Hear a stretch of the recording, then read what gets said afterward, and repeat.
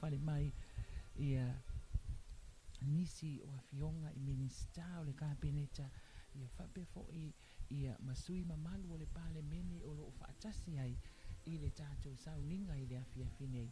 Tali le taimi e to ai tau nuu ai le na afionga I le au mamalu o lo tātou malo. Ia ona whapea lea ona amatali aloa ia le tātou Sauniga I le afiafinei e pei ona taita ia ai. E Father Raymond Peatham ia o le Ekalesia Angelikana o le All Saints Anglican Church ia pia io e mamae a fo I Sauniga Lotu Faapitoa inga I so se fata faitaulanga I le nei aso Samoa sa alausu ia I le taiao ia ma ulufale atu I maota tāpuai ma malu tāpuai o le atua ia mo le whawhitaia o le alofa o le atua o mawhai ona ia taitai le tātou fōlaunga le o tātou taunuu I le aso lona se fulu ma le tasi le nei o le masina o Januari lua afe lua se fulu ma le ono. Ia mai o se anganga mita fo'i ma se anganga e whawhitaia ene ai le loto I le atua o nana te le tu ulafua ina Samoa a wā o le vai tau le nei o lo tātou iai o le vai tau o matangi ma fa ia mawinga lo wa le tau po le vai tau susu e pe ona fa ingo ai nai e le ofisa o le vai tau I mulinu ia o le vai tau wa fa peita iane ia o le nei wa tatu o mai ai Januari o lo alofangi a pea I le atua le tatu fo la ngai ui lava ina fa longoina fo I le tele o taimi ia o iai nai a fa le tonu I le tau I le mama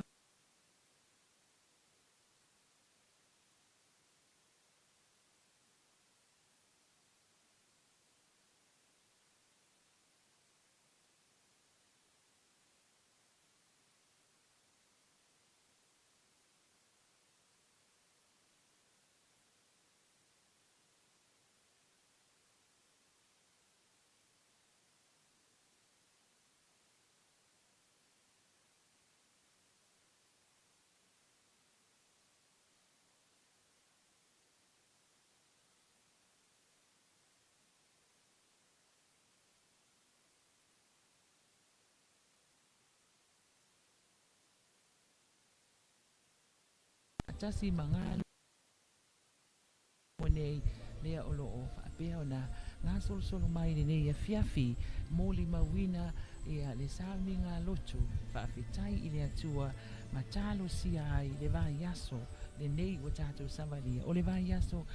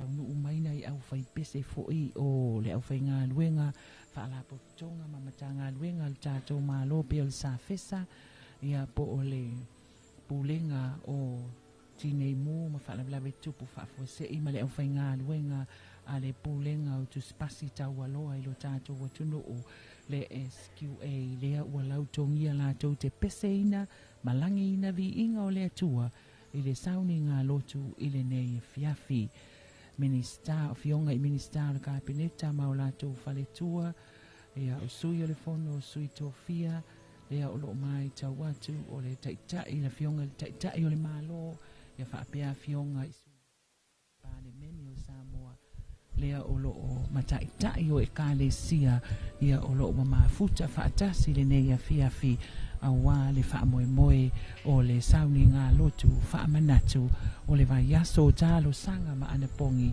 i lo tātou o tunuu. E wile vevela o le tau le nei a fiafi susulu ma neia le la toa le savili i nei le maota tatalo i le maunga o vaia peita ia ne ia o lo toa fi malie mea uma le aise mea o ngā se ia a o whaangaso solo mai pea le mamalu o lo tātou watunu o le mamalu o lo tātou malo ta itai o e kalesia ia sui mamalu o le pale mene o Samoa whapea ia sui o malo mai fafo o lo ngā lulu e whaipaanga ma lo tātou watunu i Samoa nei lea ua whaatasi i le maota tatalo nei ia mo le tātou Sauniga i le nei a fiafi mai tau atu pe ia o lea ua amata o na se e mai o lato o fioanga i lunga o le stage ia taitai o le Sauniga i le afiafi nei a mai se ia mauto finga o le a Sauniga ia tātou Talosaga ai mai se foi o le faitauina o le afionga pa ia le tua i le nei afiafi ia whaatasi ai ma le taitai o le Sauniga ia le sunga ia Father Raymond Beetham o le ekalesia anelikana i Samoa. O le faitauina o le tusi pa ia, le afionga pa ia le atua, o le faletua ia Sarah Enefatu, o le faletua lea o le afionga i le taitai fono, o le fono tele, a le ekalesia whaapotopotonga keresiano i Samoa. O ia lea o le fiangai ma le tōlaulauina a fionga pa ia le atua. A mai ale pese whaaiu o le vi inga se lau se fuluiva le kalesia me totisi e langi inga e le aufenga aluenga a le pūlenga o tuspasi tau aloa le SQA. Ia ona whaaiu lo le saunuanga whaaiu ma le tatalo whaamanuia a le taitai. Ia ma whaaiu ai le Sauniga i le afiafi nei ia mo le fōlaunga a mata Samoa i le nei tausanga ia ma le sini autu ia malutia Samoa i lana fōlaunga i le nei tausanga lua afe lua sefulu ma le ono. Le ua tātonu le itu lai lima ia ma e manatu e le o toi mamau se taimi ia ona a matalia loa lea o le Sauniga i le afiafi nei le whaafonga mai ia ma le mai moa mai alo tātou atunuu i whaasalaunga tu sao a le si ufofonga o Samoa le tu AP whaapea foi le ala ata le TV iwa le malo ia lunga o le o nisi o tātou platforms ia po o le 2AP Facebook page ia e te maua foi lunga o le Zino app pe a whaapea o le nai te mafuta mai atunu e mamau ia maso se vaenga o le atunu o e maua mai ele nei tautua ia asiane ia tātou vaenga na o loo whaasala lautu sa awatu ai le tātou Sauniga Lotu i le afiafi nei ki ane lau TV i le TV iwa le alaata lo tātou malo ia whapea foina ki lau le itio i le 2AP le si ufonga o Samoa 5 whaasefulu a mo ia maana wha mo e tolu tasi ofitu tesi ma le wha iwa tasi tesi ma le tasi ma le iwa lua tesi ma le tasi ia whapea foi pe a whai o nai save uve ulau telefoni ia save uane i le 2AP Facebook page e te mawai fo i tātou whaasalalunga tu sao i le afiafi nei i mai le maota tatalo le malo le maunga o vaia i le nei afiafi le tal le Sauniga Lotu le malo ia Faapitoa Sauni o se Sauniga Faapitoa e Faamanatu ai le Vaiaso Talosaga ma Anapogi i Samoa lea ua whaalongoina le tatangi mai o sailini ia tabale malu le malo ia o lea ua whaafeau mai ia le tamao le atunuu le afionga i le au mamalu le tātou malo le afionga ia tui male li whano va le toa soa lau bi le lua ia ua fio mai awa le awai mamoli mawina le Sauniga Lotu Faapitoa i le afiafi nei alo faapea lava ona anga i mai ia le mamalu o lo tātou atunuu i le nei afiafi ma tātou malo faaloalogia e awai ai i le Sauniga Lotu o le afiafi nei e le ngata o le taitai o tātou malo le afionga i le ali i palemia ia faapea foʻi ia afionga i minista o le kapeneta ia faapea foʻi sui mamalu o le palemene Samoa ai le ngata i lea ia o le mamalu o le tātou atunuu sui o malo mai fafo o loo tātou fai paanga faatasi mga lulua i Samoa ne ia ua faapea ona aua i mai lenei afiafi o le tamaitai la lelei le tausala o Samoa ia lea foʻi o loo faatasi ai le afiafi nei ia auale mo le mauina o le Sauniga ia le afiafi nei mo le Vaiaso Talosaga ma Anapogi manatua e Vaiaso atua le faamoemoe lenei Samoa ia o le aso faraile la a se fulu wono o le masiga lenei o Ianuari lea ua atofaina o le aso lea ia tatala ina ai le Anapogi ia pe faamaea ai foʻi ma e toe faia ai foʻi la le Sauniga Lotu i le maota tatalo nei e faamaea aloaʻia ai le Vaiaso Talosaga ma Anapogi i Samoa lea ua maitau atu ia ua faapea ona ulu fale mai le afioga i le ao mamalu o le malo ma lana masiofo ia ma ua faapea foʻi ona afifio atu i ona afioaga e talaluma o le maota tatalo nei ia le foʻi ua su atu ia le foga o le fiafi ia po o le afioga foʻi le ofisili o pulega a le matagaluega o le palemia ma na peneta ia agafili to mai mano shenleo ia ua le faafeioaʻia o le mamalu o le tatou malo faaloalogia i lenei afiafi ia ma amatalia loa le tatou Sauniga ia manuia tele lau tapuaʻiga sa mua lenei afiafi ia ae usi maia lau faafoga ma lau maimoa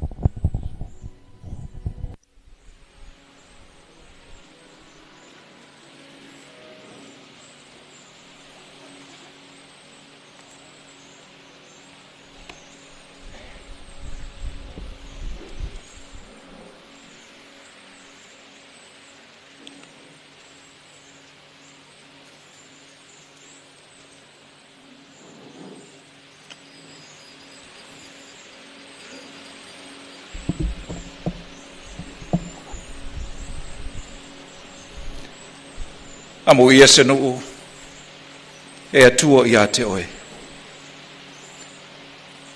Amo ia se nuu e whai oe e mōna whaatumutumunga. Le atua mamana, le atua ua whawai ai le malo tuto o tasi o Samoa. Le atua le tama, le alo mo le ngang pa ia. E whaatalo whatu ile. Pa ia o le Sauniga. Sua lau sunga i le taitai o le Sauniga. Lau fionga Father Raymond Beetham. Whaatalo whatu fo i le pa ia o lau whainga aluenga tō fia i le nei afiafi. Whai masui o Samoa ma le atunuu. O le malo ai maise o tangata anu uma o Samoa. E mo lia Talosaga. Ma Anapogi i le nei Vaiaso po ia i le tunu. Mātou whaatalo whalo i atu. I lau fionga i le amu malu le malo mo le masiofo. A fio mai mtala mai ao. A fio mai pa ia o sui o fono o sui to fia. O tau masiofo. Fio mai lau fionga i le palemia i taitai o le malo. Ma lau whaletua. Fio mai lau fionga i le whangwhitalai. Ma lau whaletua. A fio le pa i maulunga o taitai o ekalesia. E whapea fo i le nofo a whawhenga ngai ekalesia ki wisiano i fia i le tunu i so se fata o tāpua ia le nei Vaiaso te talo ma Anapogi. A fio mai o fio ngai le sui palemia ma le pa ia o le kapeneta. Fio mai o fio ngai le sui whangwhitalai ma le mamalu o le palemene o Samoa. e whapea fōi, le whionga i le whaamsino sili, ma le masinga le whaamsinonga mamalu Samoa. Members of the Diplomatic Corps, a blessed good afternoon to you all. Whaurulunga mtanga luenga, palaputonga tu maotim pisinisi le tunu. Le paia sa o Samoa mai ona pona o se i ona atu i ona papa tu loto. O lo whaafonga tāpoi mai, i maota malawa i so se i tu o le tunu. Ai maisi o tunu e mamao. Whaido mātu leo, e whaatalo whalo i antuai. Pai e msui o le whionga i teitai whono e kalisi so whaatasi Samoa. Le sunga e le whaiwhi au manu malo, malo lo manu malo. Sunga ia ai soli uti. E ia te au le amatele, o te whaaleo inai, le whaasi de silanga alo ia whalawo i tele, mai lana whionga i le amo malu o le malo. E alo ia ai le nei Vaiaso pa ia, i le tunu, le Vaiaso te talo ma Anapogi. Ma o te whaleo ina i le ngana Samoa, ma le ngana Peritania. I le suafa pa ia o le tua, le ona le malosi o malava, le alofa e whaavavau, ona le pule au i le langi, ma le lalolangi, e iai pe lea i le tua na o ia, le fio i mea umalama.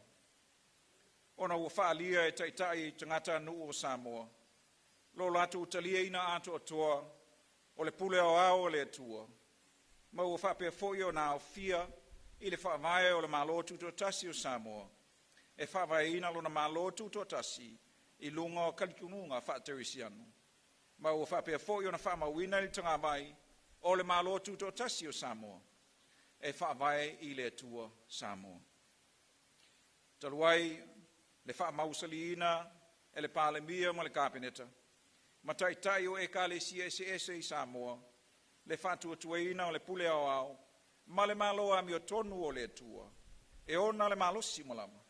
Ua Talosaga inai, le amo malu o le malo tutua tasi o Samoa, e na ia whaia se whaasiri silanga alo ia whalau i tele, e a tofa inai se taimi, mo Talosaga, ma Anapogi i le tunu.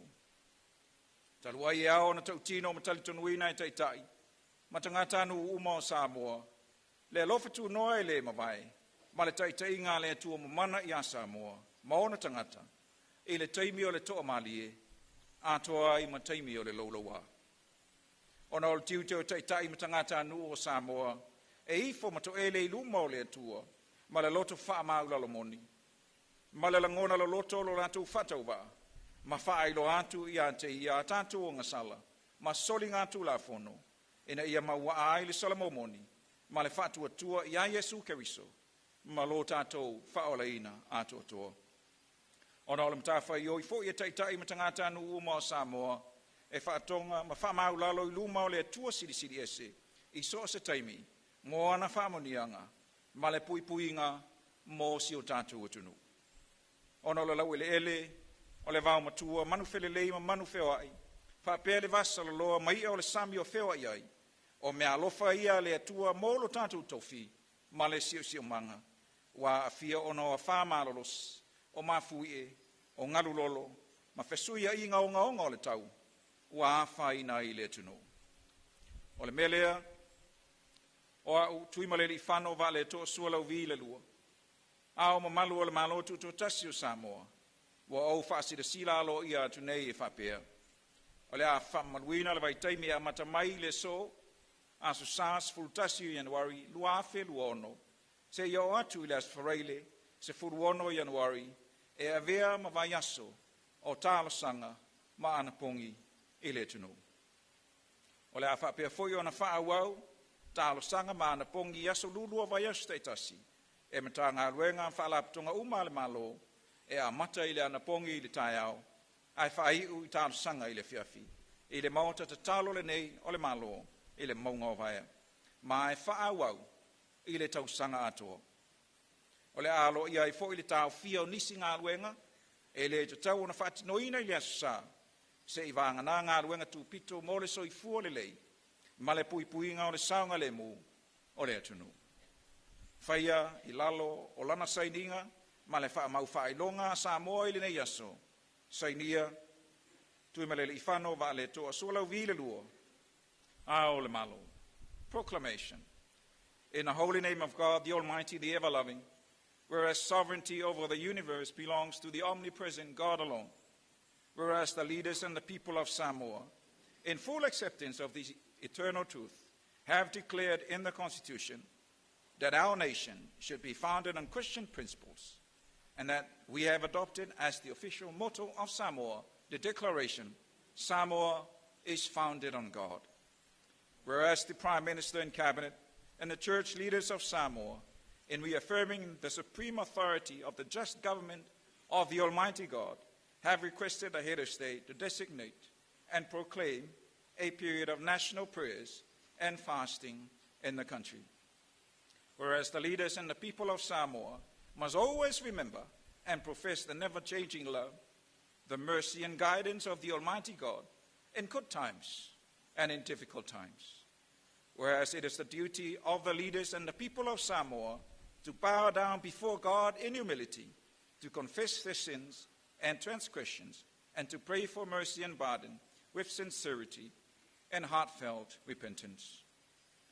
Whereas it is the duty of the leaders and the people of Samoa to pray at all times for the blessings of the Almighty God on their country and on ourselves. Whereas the land, the forest, the animals, the birds, the seas, and the living things therein, the gifts of our God in the environment, have been greatly damaged by cyclones, earthquakes, tsunamis, and changes in the weather, and have affected the development of Samoa. Now, therefore, I, Tuemalili Whanau Sualovi II, Head of State, proclaim as follows, that the period starting on the 11th of January, which is today, Sunday, to the 16th of January 2026, shall be observed as a time of prayers and fasting in Samoa. Prayers and fasting shall continue every week on Wednesdays by government ministries, corporations, and statutory offices, commencing with combined fasting in the morning and to close with a prayer service in the evening at this house, the government prayer house. Works such as construction will be prohibited on Sundays, except for essential services and operations for the security of the country. Given under his hand and the public seal of the independent state of Samoa on this day, signed Tuemalili Whanau Sualovi II, Head of State. O te tāpā ma le whaalolo, lau sunga le taitai o Sauniga mō le tātou Sauniga.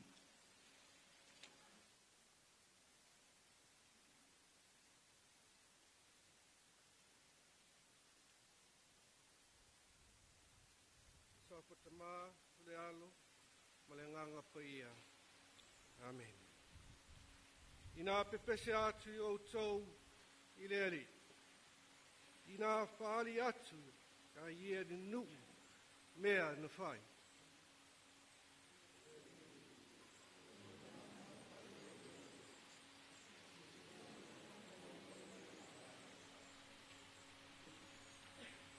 Tofo le ali i le ua mi o tonu. Awo ina sia e le ua mi o leanga.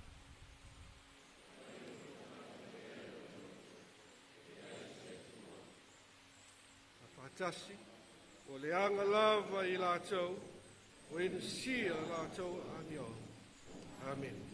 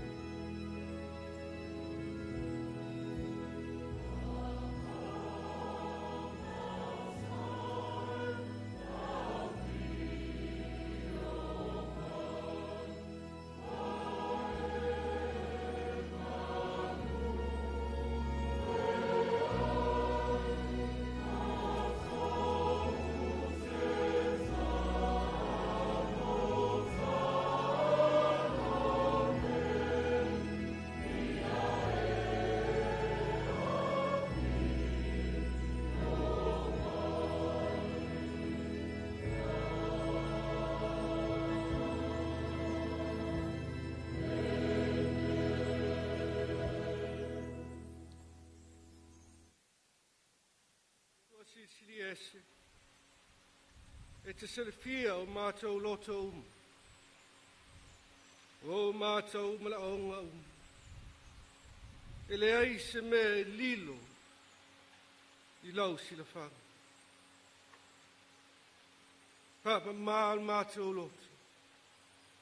I le musunga. Lau nganga ia.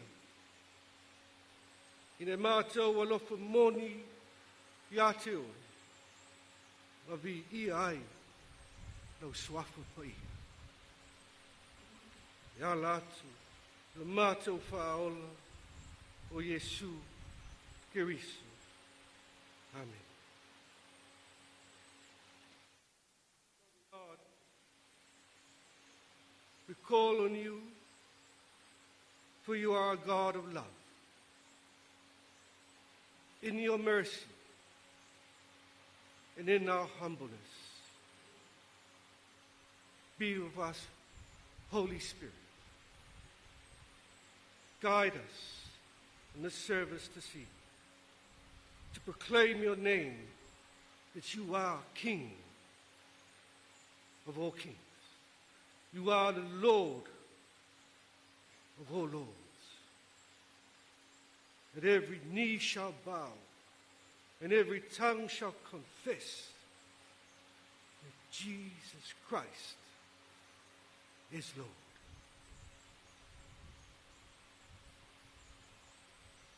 Holy Spirit, come. May the ears of our hearts open so that we may see you in your glory.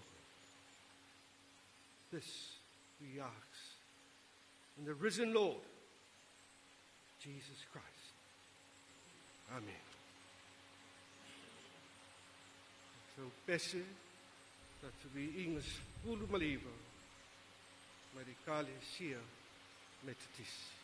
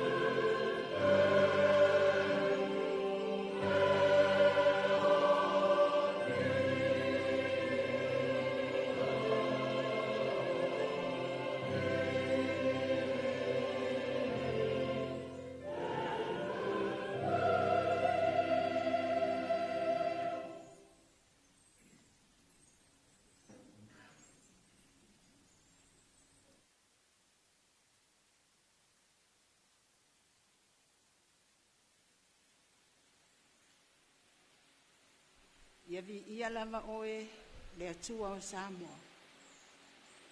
Le atua o Israelu ma le atu laulau.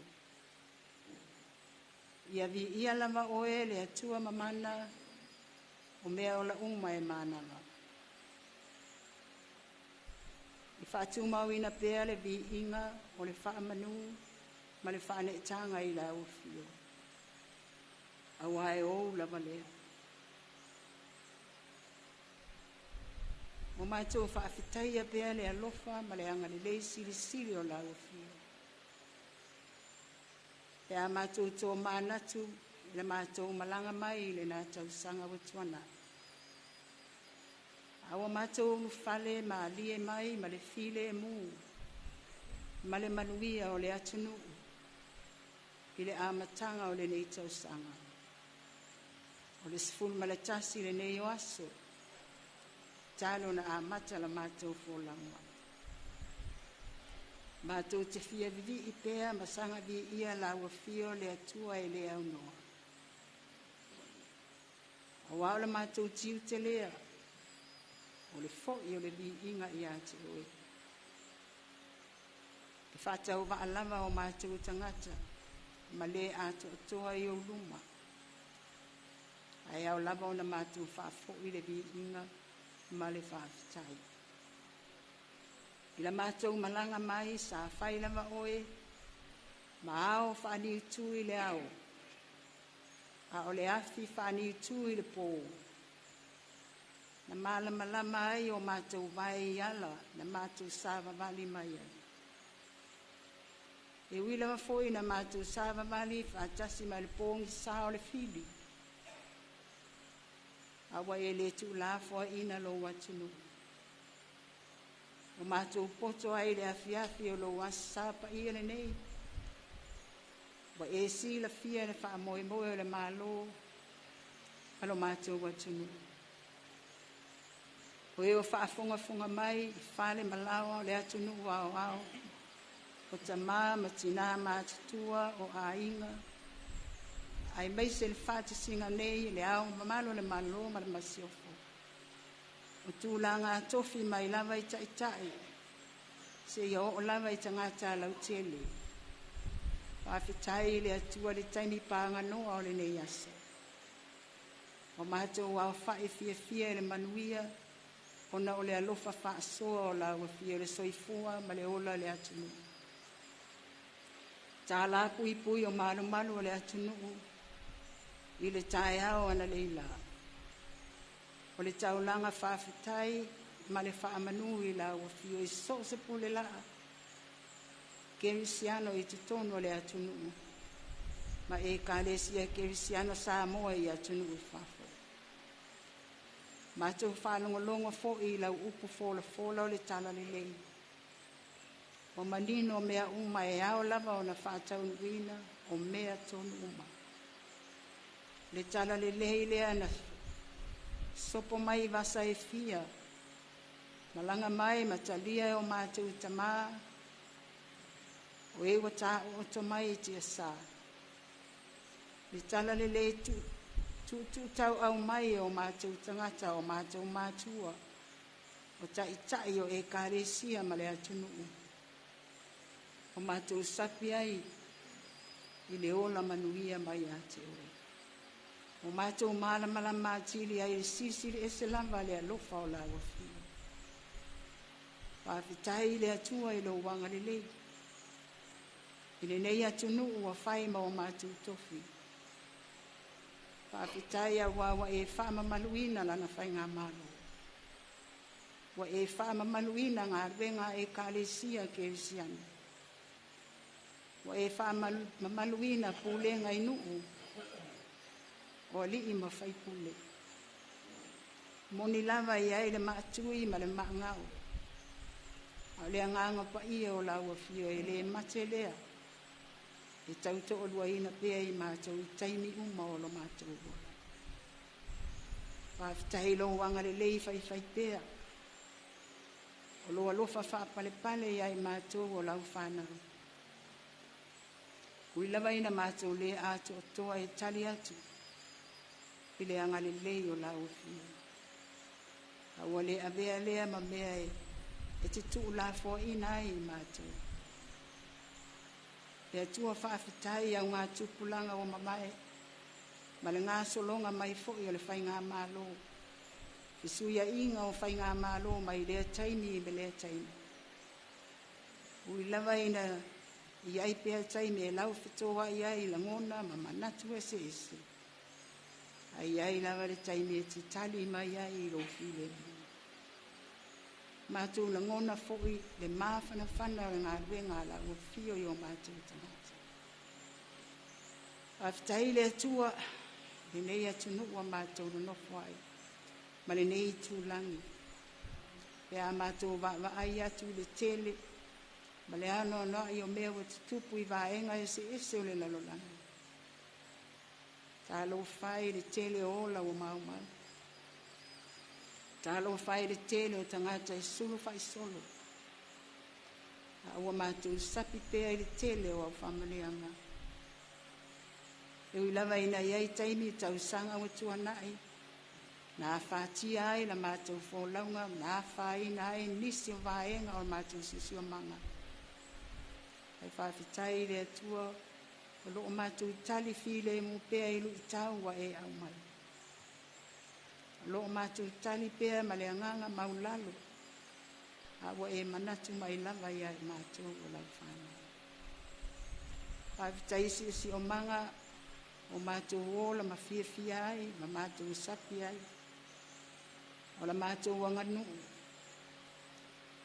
o anaanga i whanua, o la mātou ngangana, o mātou fisota i whaingo fia ai, fisota i ai ainga, fisota i ai whalapo tonga, fisota i ai e kālesia mai mātou uma, ai mai se fisota inga malawa fio.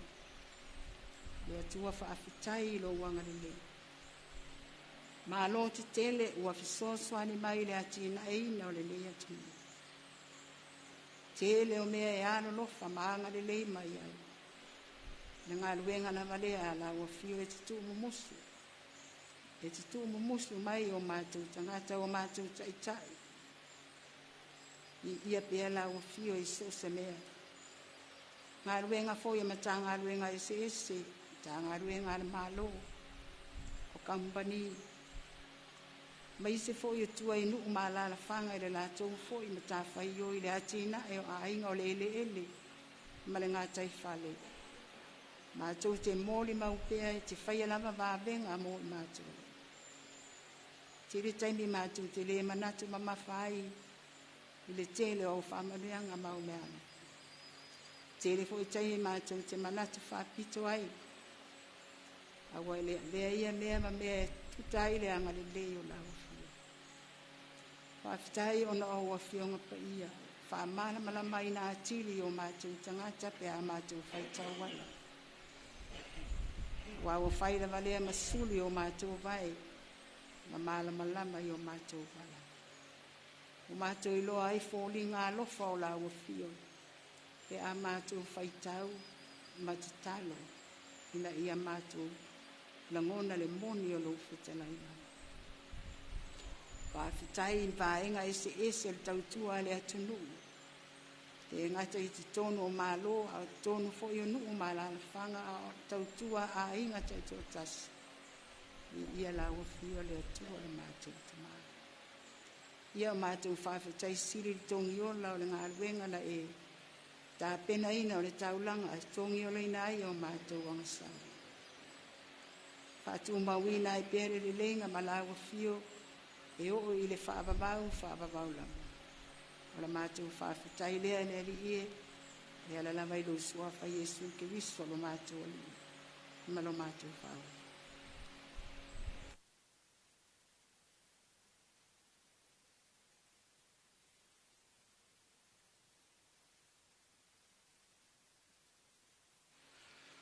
O le whaasifonga i le atua.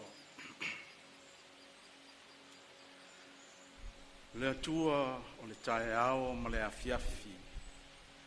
O le ulua i aso lea. O mea na e whaia na e a matai i lo malamalamba. e whaasusulu mai I le pongi sā o le lalolangi. Whai mai sā ngao, ma le aini mea I ai. A olo alofa tu noa, na e ngaosi ai lo na sio manga I lo mātang o fie.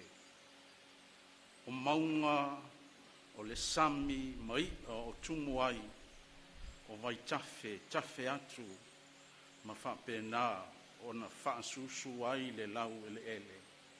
Le vau matua ma manu felelei, o mea umana e whaia. Mātou te langona ai lo mātou nganga, whaamaua lalo I la fio, o na ole mātang o fie, o mea uma na e whaia mo o tangata I le lalolangi. Ai pangalea o mātou whaaleanga ina, ia mātou mea e whapena o na whai I le lalolangi nei. O mātou so o na tā le wao matua, malona mātang o fie, ua whapena fo'i I le ia o le sami, ma mea ola e no nofo ai, ua wha o ona ina I vaila au ese, o mātou wha o ngai nai. Wha to ese, ona ole lau ele sa e whaia e toto ai a mātou wha to anga. Ia au whapena fo'i ona le to e maua, le minerale te tau, ma mea e toto I lea taimi ma lea taimi.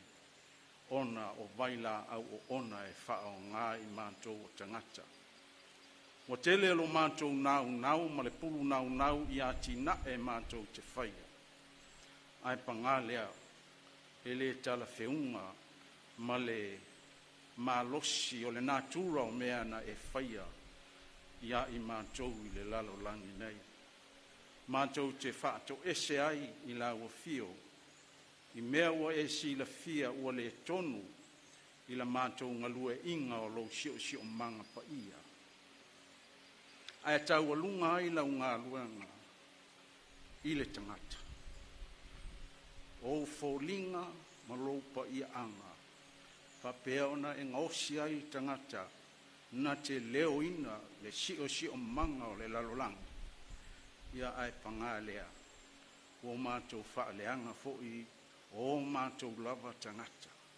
Ele ngata o mātou fe ese ai, I taua ma fe vai inga I leo langa nei. Si I le taua leisia tunu, I leisia tunu. Ia o le tunu lava ia, maona loto I fale, maona whaalave lave, tutupu ai lea taimi ma lea taimi. Whamangalo si o mātou o tunu ua wao, I mea o whapena ona le tau, malau si la whanga pa ia. Whaato ese, ma whaamaua lalo, I mātou uma I le neia fiafi o mātou o tai, o si o mātou o tunu I mea se o mātou whai, ma le vāwhianga iai malau o fio. Le fuala au whaasaina, o laula au e whaasaina, o waila au e whaasaina, au a vea mo mātou fianga, ia mātou whanau o tupulanga, ia nisi o mātua, o tono si o mātou o tunu. Whaato ese ma whaamaua lalo I lau fio. Au mai se la ngona whaasusulu lo malamalama, e whaamalamalama ina lo mātou pōngi sā. Pei ona e ulu ai le malamalama I le amatanga. Lo mātou wola pōngi sā, ma lo mātou wola fe vai ai. O e lava o le atua alofa, ma o le atua alofa muti vai. E le mawhai ona ese oe, le atua le tamā, ma le atua le alo, ma le atua le anganga pa ia. E tasi lava o tou I taimi uma, maaso uma, I le alofa e fusia ai, oe le atua. Ai mātou te whaato ese, I mea o whapenao no mātou fe vai ai. o mātou tusi lima, o mātou leiloa, o mātou tamali I anga, whaale tangata soifua, o mātou so ona whaia upu matala, e whapena o no mātou whaaleanga ai leisi uso an tangata, ai anga le lei mai ala o fio ia I mātou, ma ia e talia mai la mātou wha maua la longa. Le tua le tama, o le mea o iai lo mātou fe ino ai, ia e tuto iai se fea lo whana. O le mea o iai lo mātou le mautonu, ia wha toto iai so mātou wha tuanga, e wha pēnā o na wha tino ai mea uma e te tau o no mātou whaia. O le mātou te talo I la ua fio, wha au ngā le nei Vaiaso pa ia a mātou whaia le mātou sāvalinga, mātou te langona ai le langona o le wha olo maau, le ngata o le tasi I le tasi, a o mātou uma I la ua fio, I mea ua o mātou se ai.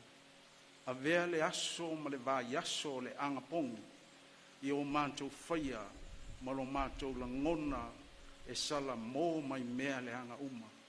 A I o mātou sāvalia I le nei tausanga se sā mo fō ia maona tau alumanga uma o le a whapena o no mātou wheanga iai. Ta talo whātou ese lea I la ua fio, nisi o mea ua lema whai o no mātou tā ua. Mātou te la whaai I la ua fio, whaia iai lau whina ngalo, a o mea o mātou manatu e wha leo atu I le nei tūla o la mātou te talo lea. Ona o Yesu, lo mātou wali. Amen.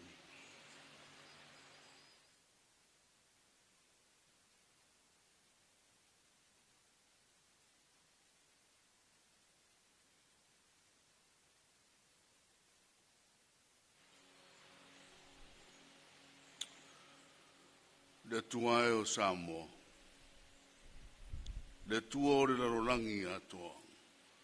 O e ua whātua tua ma tari tonu I lau sua whapaia ma lau alofu. O e sira mai I le I fonga lau a inga I le nefiasi. O se I fonga ua whanaunau ma le loto mauranu. Lau taita inga mana I la mātou wholaunga o le nei tausanga. O mātou mana tuna tunga, o e sira fia me umanau. Mātou te moai a mata mai, tai o lo mātou maro. Ai mai se o lau auna, I le ao o le malo ma le masiofu. O le vasenga I sui ao ma o lātou masiofu. Lau auna pāre mia, ma le whalitua. Sui pāre mia ma whalitua. O le fofonga whitalai, o le kapeneta ma le pāre mene Samoa. O le whamasinonga ma ona ofisa I sesi. O I tūtino ia le atua ro mātou ta maa. Whātasi ai ma matanga aruenga ro mātou maro. Ua mātou ta talo ia na nea lātou fuafuanga. O le nei tau sanga e ala I le mana o lo nganga pa ia. So ia o na mātou fuli tua. Ai a mātou waro mai e whailo whirangaro pa ia. Ia tusa mātou whātinonga, ma le alofa na e whātino ina, ma le toto sisina, ma le tino o manu o nua, ma le loto o masu sofa, I ta ngata anga sala, ma nātou whātinonga I lau fioro mātou atua. Ia mātou langona ina o mātou tiute, o I mātou na e vala awina. O I mātou na e vala awina Faapitoa. Ta I ta iro mātou maro. Te inane fo I le tāpo inga, ma malu. Nofo e kārisia. I ta I ma le au whainga ruenga, ta talo. Ia whamaoni o mātou tiute I lumo lau fio. Ia mātou te taro ma le loto whamaoni. Ave ese le manatu faapitoa ia mātou Talosaga, o mātou launga, o mātou manatu no tunga, wharatangata. Ai tai mana le nganga o lau fio. I Sauniga uma mātou te tāpena. Mō le manuia o Samoa uma lava. Manuia mai. Ano whangia re tāpua inga o mātou tausi. O e ua loa re soifua I le olanga. Ma re tari tonunga I mea nei o whainga maro. I la tōna mua I manai le whawaiina o re nei atunu.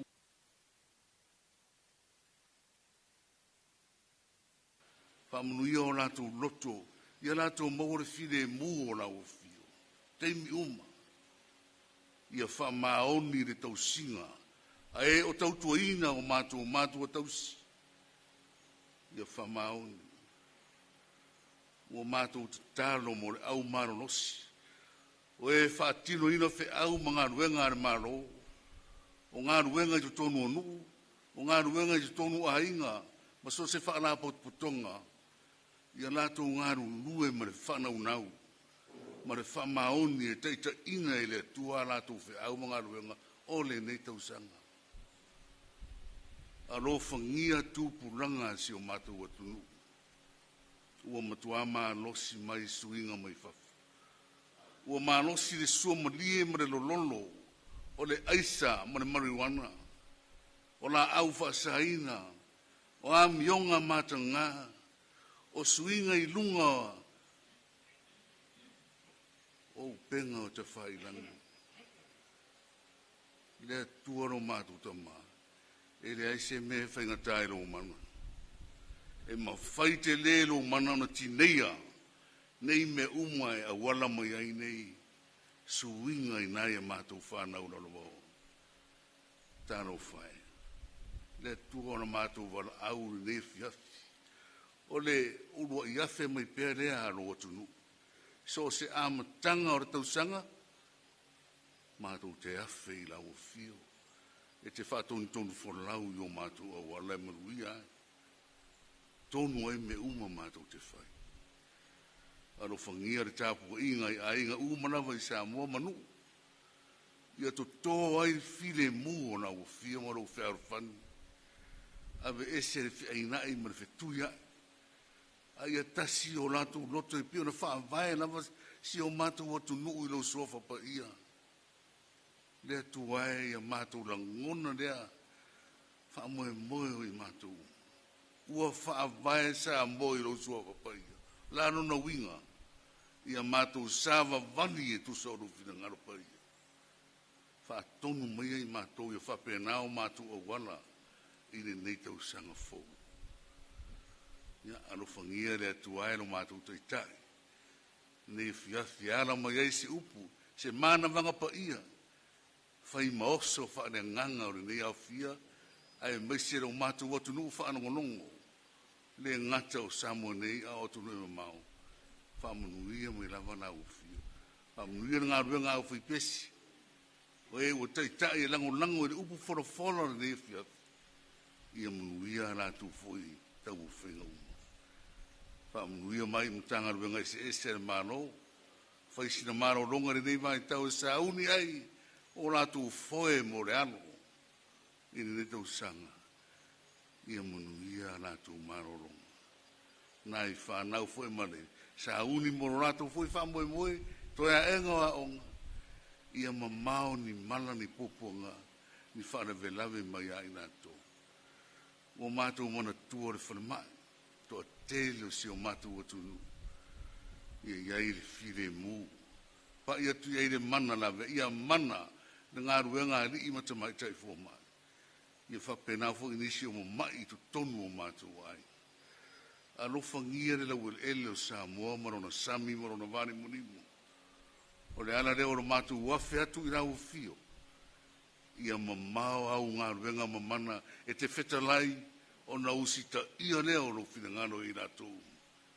Ia ave se ina mai tu tonu si o mātou tofi. O mātou te tāro ia ro mātou atuano whai. Tere nisi meu o re mana tua na mātou te tāro. O vai o re tangata. alofa mai ma whaamuia mai. O le te taro ara lawa le suafo Jesu Keristo, le ri imono mātou whao. Amen.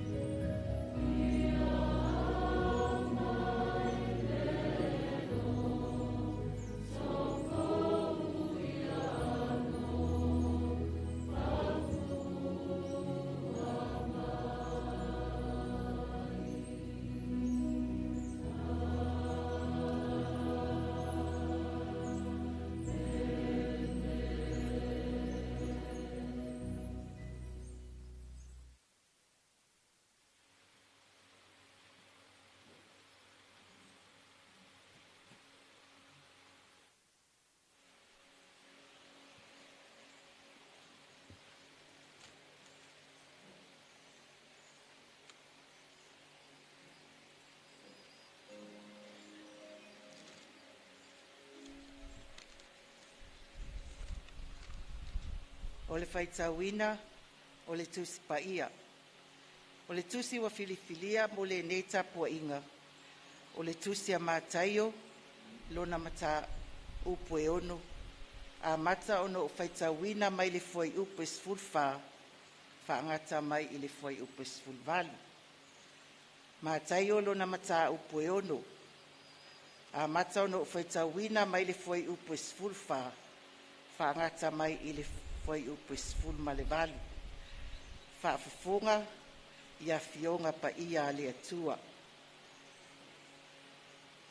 awa a fai so te fa mangaloina atu tangata ia la toa sala e fa mangaloina foi o to welo o to tama o le langi ai a fai so te le fa mangaloina atu tangata ia la toa sala e le whaamangaloina fo'i e le o tau tama a o tau wangasala. Pe a o tau Anapogi, awane o tau mata whaanoa noa, pe o tangata whaafia ami o tonu. Awa ua la tau, whaala leanga o la tau mata. Ina ia i loa e tangata, ua la tau Anapogi.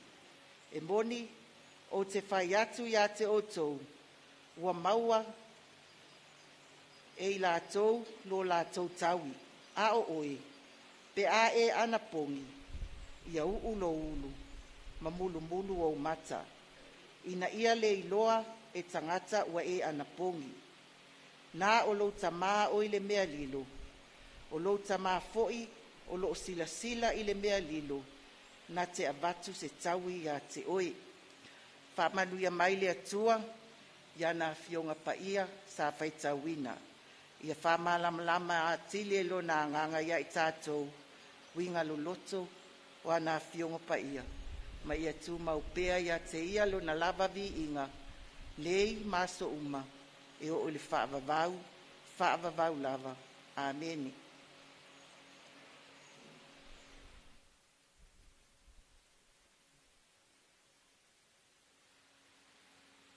Tau pese, vi inga los fulman whalima, e whakasa.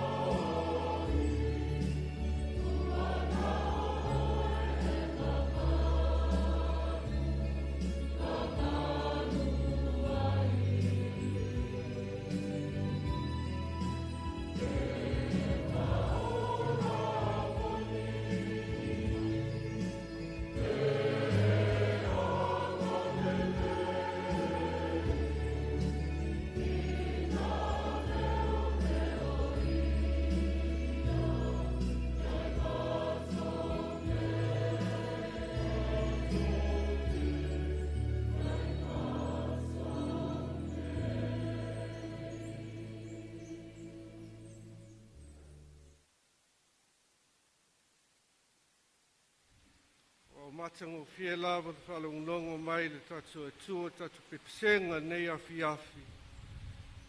Tau whaalono nei, le pese vi inga e kale sia katolito.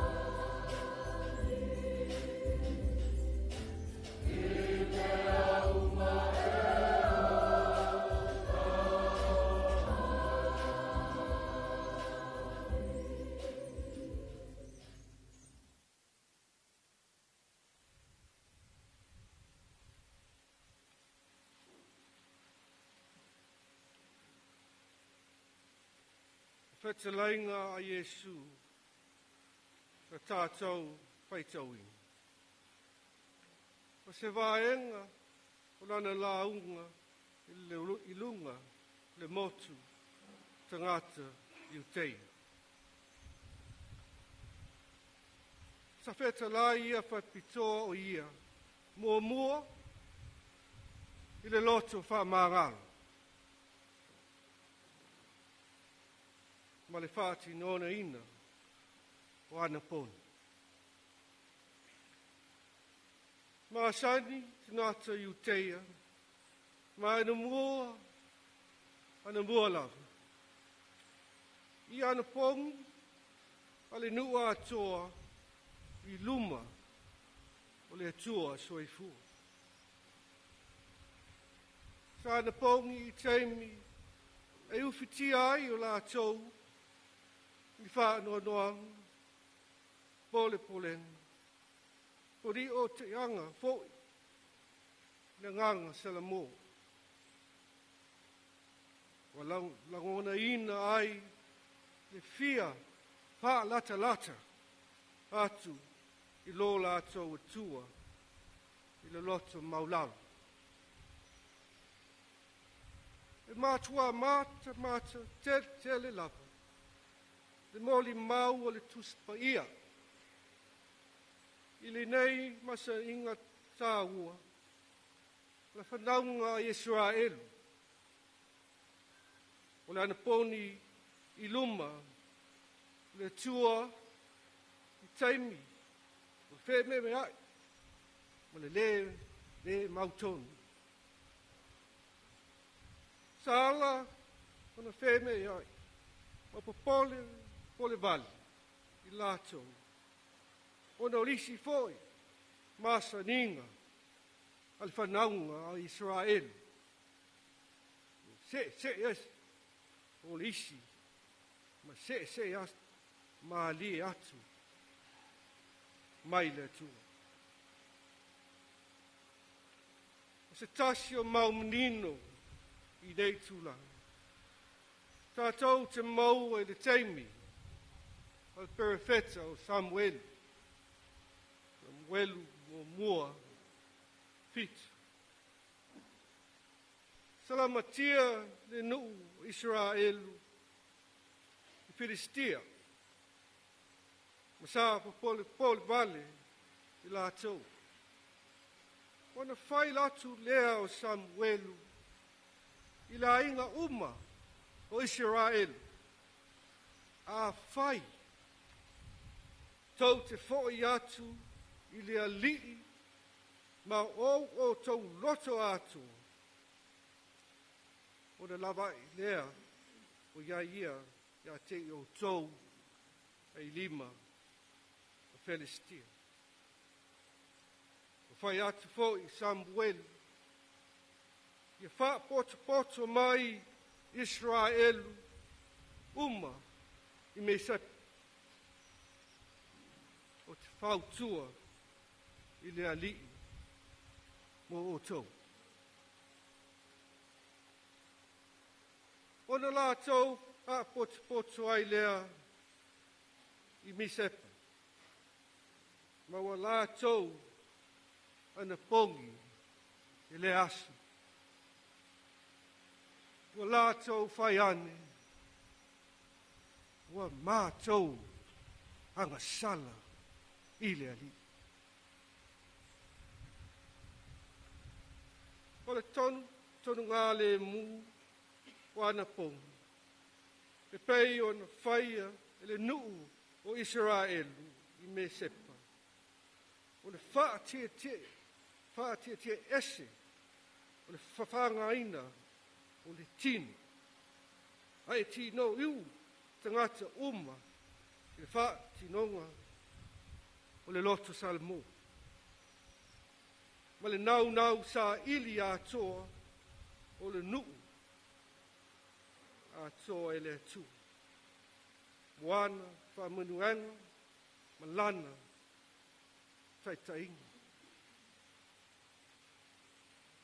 O le wha loto ina a tili fo i lea.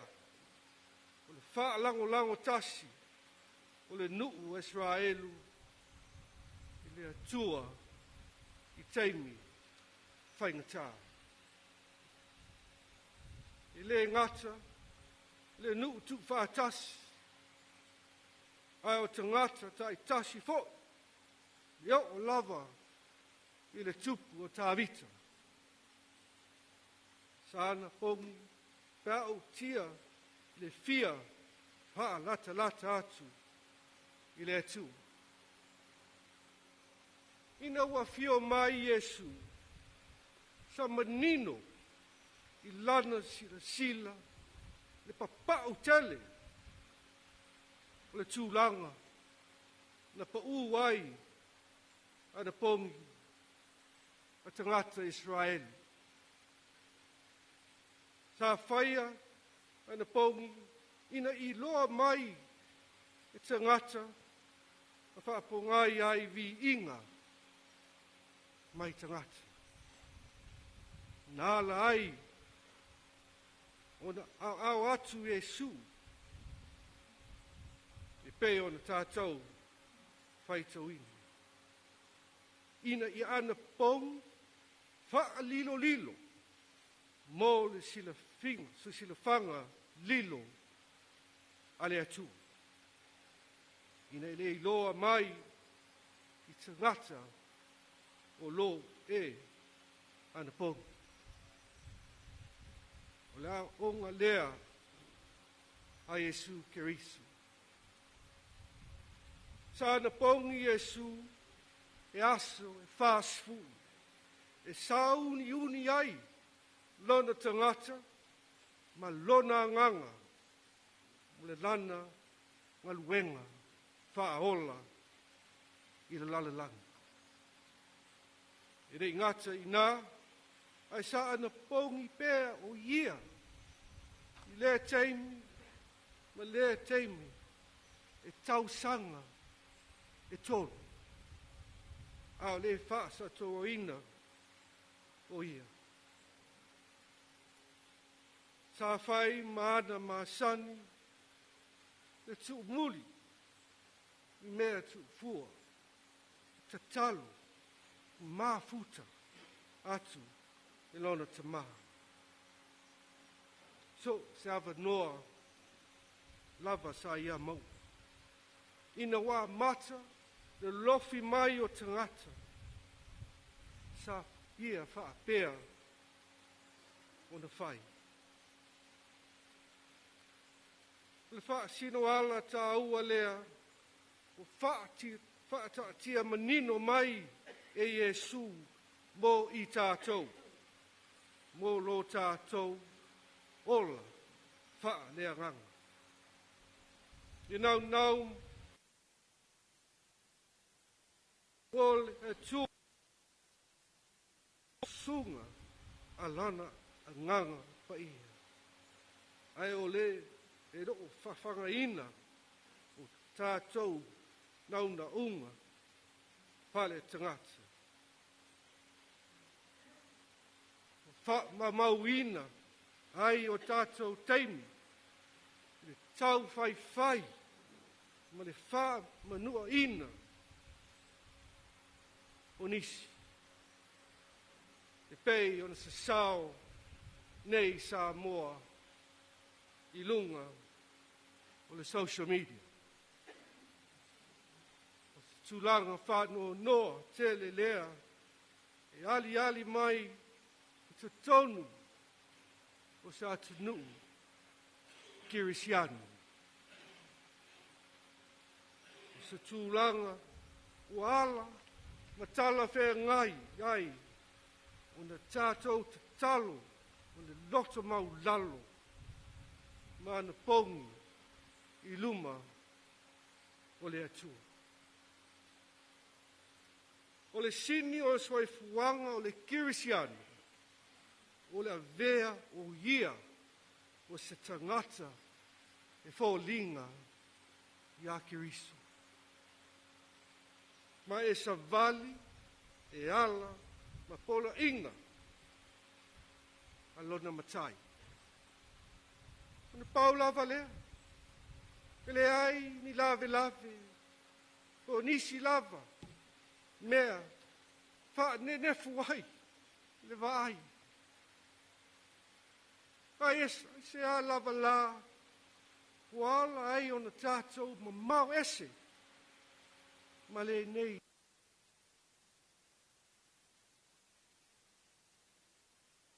Nga tā ea, o le ala. Po ma mafa, o ni a vena. ai longo ni mea na ame. A wā e ave ngō fie lau amu. Lau venga foi e mā ia.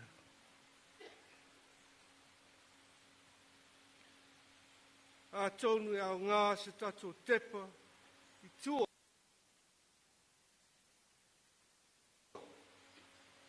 Wa ai i mo ifu. Ma lo tātou tali atu i le whaalo tanga fua i fua mai ale atu. O le aango le whaato tuanga kirisiano o le tali tonu ia Yesu Keriso o le alo o le atua. Na maliu mo le whaamangaloina o angasala. Na toi tu mai na ia uoti ua fio ai. Ai te e toi a fio mai ia. Mo e tasi lau kirisiano, mo le ola e whaapavau in ngā luenga mai. Ai, o Yesu Keriso. E moni, a whaamaoni, nei mea umu.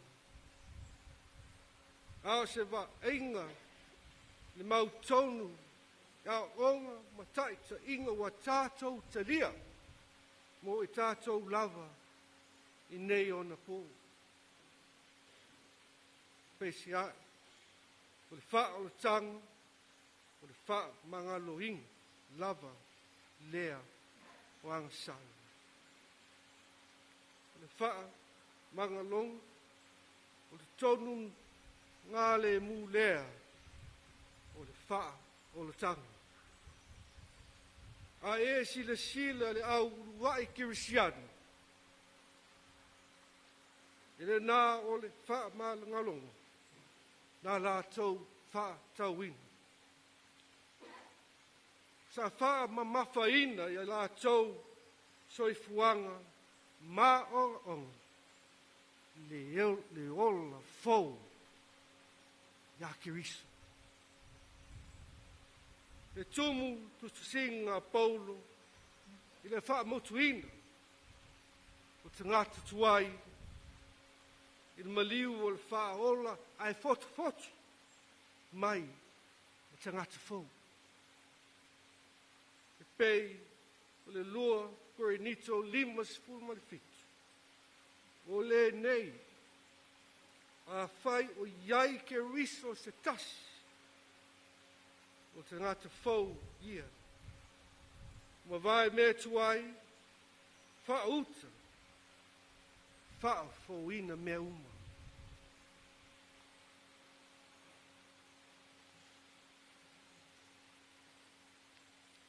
Wai ane le malu la tinu. Mai mangalo si upu, lau nei te ngata, kātau waa. E a tonu e leo tai una ato toa lo tātou whaafowina ia Keriso. A wā o lo tumu pēr e tātou i mea tuai. Ma mea tu i nau tuai. O le pongai lea o tātou whape nei. O i tātou, alo tātou atu. A whape whea la, o na vere mātou, o te ngata fau, i tusa ma le wha moe, wha kirisiana.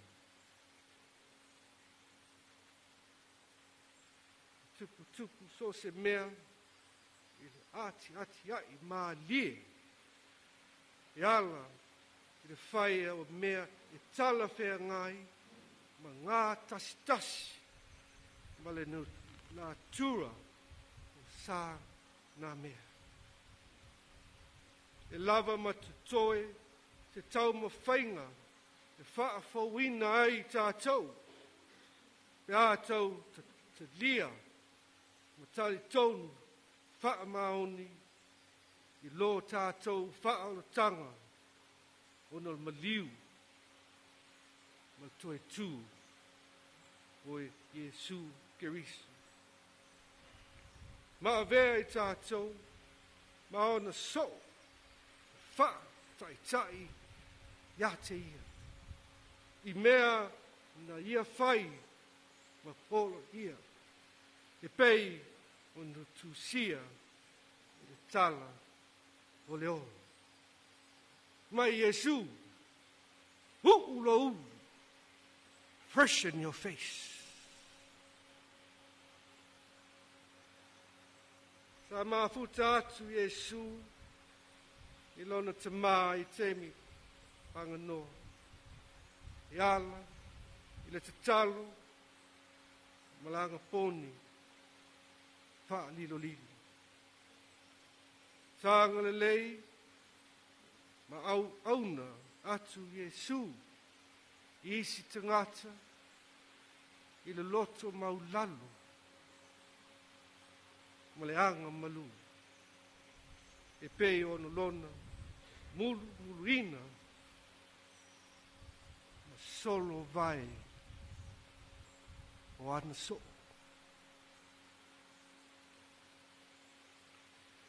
E te lai Iesu, e te Ioannes fulu ma lima, fulu ma le lua. O lau, hola inga le nei. Ia o tau felfani. Ia o tau felfani. Pei ona au, alofa atu, ia te o tau. Ia manuia, Vaiaso anga poni, ma Talosaga a la tātou atunu. For this week of prayer and fasting, for the love and protection of God for our beloved country of Samoa, for his guidance and protection, let us follow the example of Jesus' humility and carry our basin of water in our towel throughout 2026, washing each other's feet, seeking forgiveness from one another. And the fire of the Holy Spirit will take us through whatever storms may lay before us. But more importantly, the blessings that lie waiting for each one of us, for our country, and for our people. People founded on God. Amen.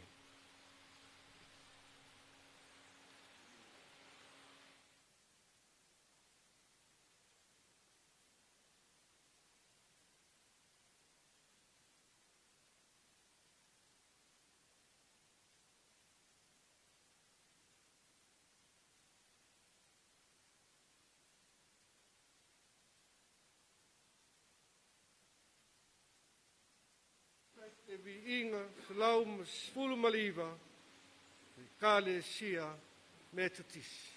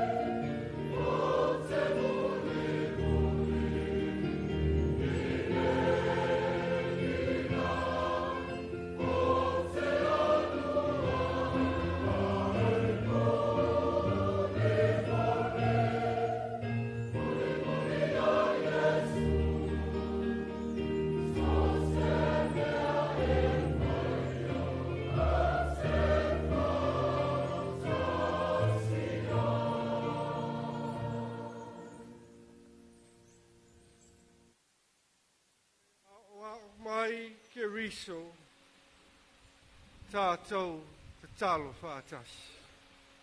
Le mātou te mai o le lani. Ia pa ia lau sua. Ia o mai lau malo. Ia whai a lau whiga ngalo la le lani. Pe o le whai o le lani. E o ai mai a te mātou le asu ne. Tau me ai. E wha ngalo mai a te mātou a sala.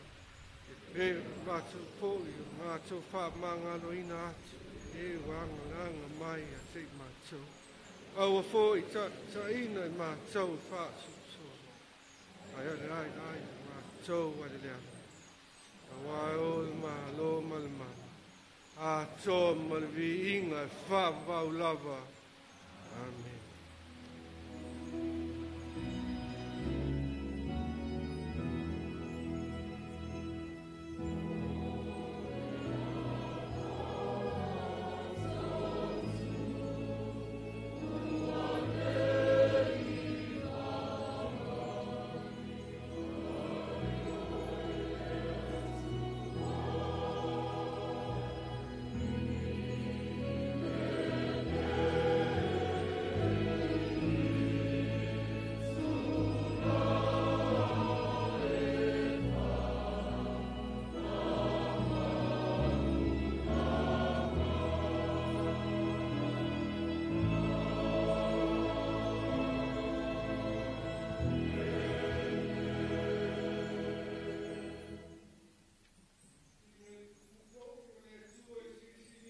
Poto umalafu. Ia pui ai o tau lotu, ma o tau mawhau. I le poto ma le alofa o le atua, a toa malona alo Iesu Keriso le tātou ali. Ma o le whamanuinga, o le atua sitsliese, le tamā, le alo, ma le nganga pa ia. Ia te tonu lea ia te o tau, ma tu mawai, whāwau lava. Amen.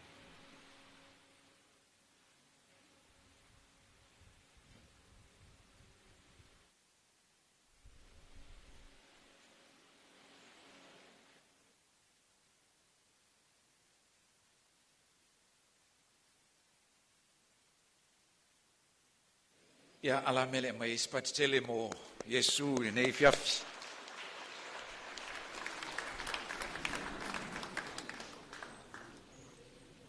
O le ua tuta i manu le sui ngā ula. O le fo e ufafonga le langi. Ma ua whapena ona vea. E malama mai langi tafa felo o le nei fiafi. Wa le vi inga o le whamanu mo le whanetanga. A le whaasifonga le tunu uiluma o le atua. Le Sauniga alo ia. E whapena ona whamawina ai le nei Vaiaso pa ia i le tunu. Le Vaiaso o te talo ma Anapogi. Ona o mātou whapelea. E ia lo mātou leo. E whaima whongaanga o le whionga i le awa malu o le malo mo le msiofo.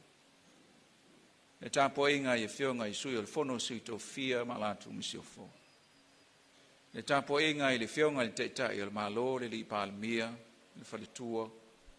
E whapea fōi sui pālemia ma le paia o le kāpeneta ministala o langa. Le tāpo inga i le whionga i le whongwhatalai ma le whaletua.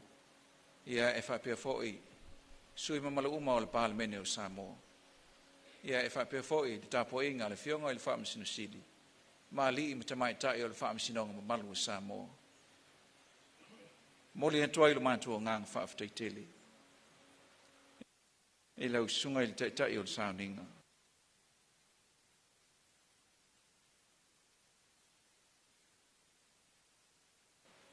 Lau sunga i le tamapatele. E lau sunga reid. Beetham. Mana vanga pa ia mai le no whaali o le lau ftunoa le nei o fiafi. Le o whaafonga fo i taitai o le malo. Ai meise Samoa malana tāpo inga o lo tapo ia le nei vaiaso I le nei aso. Mo le atu lo mātou whaafetai. Whaafetai tā pena, whaafetai mo le upu whaamalosi. Ia e maise, e tō matau ai le whaulaunga le tunu, e le amatanga o le lua afe lua ono, le nei wa amatalia. Whapea fui o o atu sa mātou whaafetai, e le paia o la ufai ngā luenga tō fia I le nei whiafi. E le sunga I le whaletua, sua sami tu au, e whapea fui I la ufionga, e le te akono, ia lau sunga rapati tuitea, ia e maise o lau fionga I le whaleu tusi o le kale si so fatasi I Samoa, lau sunga maunga. E whapea fui, lau fionga I le whaletua, o le taitai fono, o le fontele le whakasa, e lau fionga se iwa e ne whatu. Whaftai tele, mo le ngā luenga I le nei asu. Talo talonga ma talo sanga I luma o le atua, o le tātou whasifonga, ina ia fio ifolo na ngang pa ia, e taita ia le fōlau ngā Samoa. Whaftai tele, mo le ngā ruenga, e le nei aso, whaosi taulanga. Fio o atu sa mātou whaftai, taitai o e kāle sia, ke visiano I tonu le tunu o tātou mā futa whatasi, ia e maise o le nofo a whawhea ngainga ese,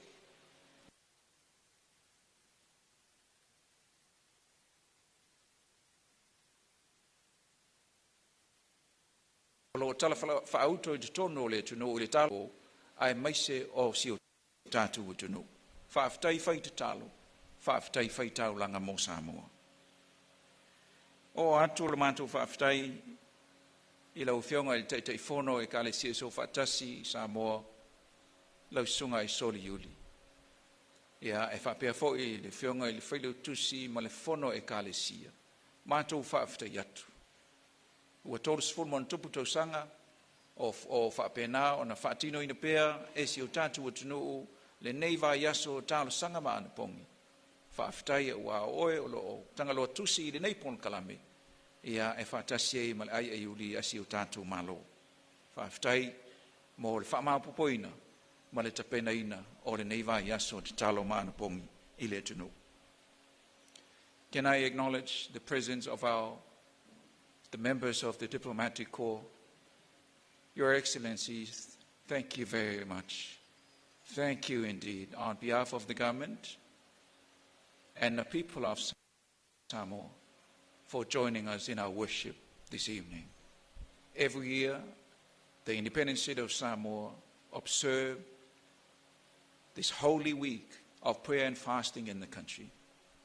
And as we have observed over the years, you have continued to join us together collectively in our prayers and worship, an indication of our strength in unity and our belief in the God of Samoa, the God of Isaac, Abraham, and the God of Jacob. Thank you indeed, Your Excellencies, for being with us this evening. Ia, whaaftai atu I le sawa o whaipese I le nei whiafi, ia I lau whionga I le komisina, ia e whaapea fo I le pulenga o tina I mō, whaolan whaafose lau sunga tanwasa, ia whaaftai tele mo lau tau sao le nei whiafi. Whaapea fo I lau sunga tupai, ia e maise o le pulenga o whaelonga mtu spasi le tunu, le SQA, whaaftai tele mo lau tau sao.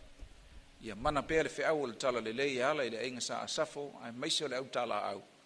Ia ina ia mawalunga pea vi inga o le tua. Ia ai maise o le tātou ngā ruenga e whai whatasi.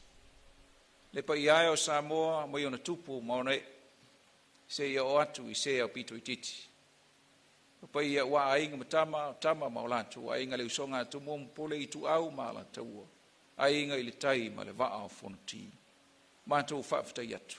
I lau tau la lango mai, whaapena na tātou wō whaatasi, I le nei Vaiaso, I luma o lo tātou o tu,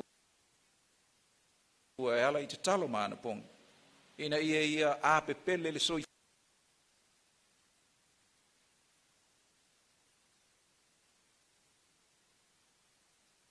fua o le atunu. O whaiva o tātou teitai. Ina ia manuia si o tātou atunu. Ia manuia po inga Samoa. Le tātou ngā luenga I nei Vaiaso. E Faamanatu atu le paia o le Sauniga o le itula e sfutasi i le asfaro i le nei, le Sauniga e te tala alo ia i le Vaiaso te talo ma Anapogi. Ma e whaatino foi i le maota le nei, le maota te talo o le tunu. I'd like to remind that this Friday is the closing service for this week of prayer and fasting, and will be held at 11 a.m. on Friday this week, here in this house, the Government Prayer House. O sa mātou tala lea, ia anga le leile tua i lau sunga i te tai o le Sauniga, whapea fo i le paia o le au whainga aluenga, anga le leile tua, paia o te tai o e ka le sia, whapea nā fo i nā anga le leile tua i lau sunga i te tai fono. Fo i mai leo sa mātou tala, whaamanuia tele le tua, i lau whionga i lau mamalu al malo mal misiofo, ia maua lau lua soi fua lau le lei, a wā le tai tai inga o si utatu utunu, i au lua whaiva wha le malo. Anga le leile tua i whionga i sui o le fono sui tau fia, whaamanuia le tua i le whionga i tai tai o le malo. Sui pālamia ma minister o le kabineta, minister o malang. Lau whionga i le whangwhitalai ma le sui whangwhitalai, ia e mai se sui mamalu uma o le palemene o le fono usu o Samoa, e whapea fo i lau whionga i le whaamisino sili, ma li i mtamai tai o le whaamisinonga a Samoa, anga le lei le atua, i whaiva o le nei Vaiaso o le a amata, i le toi taliu o le tatu malo, ma le au whainga aluenga, i o lātou tiu te mawhaiva, i awali tia i le atua whaiva o whionga i whaurulunga, o mtanga aluenga, mai se whalapatonga le tatu malo mpisinisi, tātou wō ma le atua, a wailo na nganga i whaiva uma o Samoa, ina ia manuia o tātou whaiva tui a wā le tāpo inga, ma le tautua ina o Samoa. O sa mātou tala le nea fiafi, manuia le tatala atu le paia o le malo ma le tunu, tātou whailoa i le asfareile a saunei, i le suafa manu malo le li o Yesu Keriso. Amene, soifua mai manuia. Ole nā ua whaafonga mai mo mai ia lo tātou atunu i le whaaiunga o le Sauniga Lotu Faapitoa e Faamanatu ai le Vaiaso Talosaga ma Anapogi Samoa. Pei ona saunoa ia le afionga i le ofisa sili o Pulenga, le afionga ia anga fili tō mai manu shem leo i whai mafofonga tau momoli o le paia i le malo ia e momoli fo i le whaafitai i le taitai o le Sauniga ia Father Raymond Beetham o le All Saints Anglican Church ia piane pei ona ia taitai le Sauniga i le afia finei taimi nei la ia o lea ua tutu lai ia le paia ma le mamalu o loo poto nei le mauta te talo le malo i le maunga o vaia ia a oanga i atu mafio atu ia le afionga i le au mamalu o tatu malo ma le masiofo i lona sa a wale toi fo i tali watu i lona mauta ia whapea fo ia anga i atu ia le taitai o le malo na fionga ile ali pane mia ma le faletua minister o le kapeneta ma faletua fonga fetalai ma sui mamalu o le pale mene taitai o e kalesia ai maise o sui o malo mai fafo lo tatou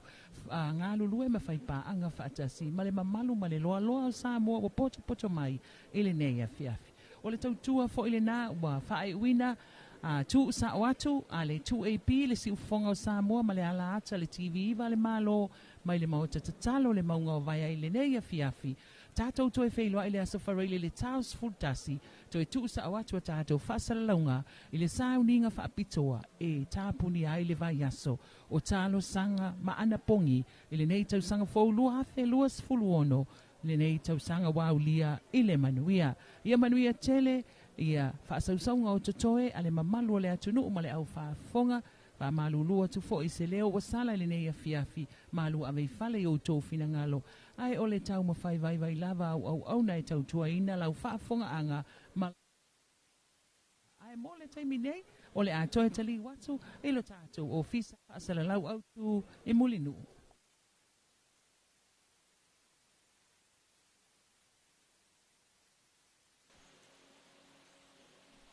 O le fo e o fonga le langi.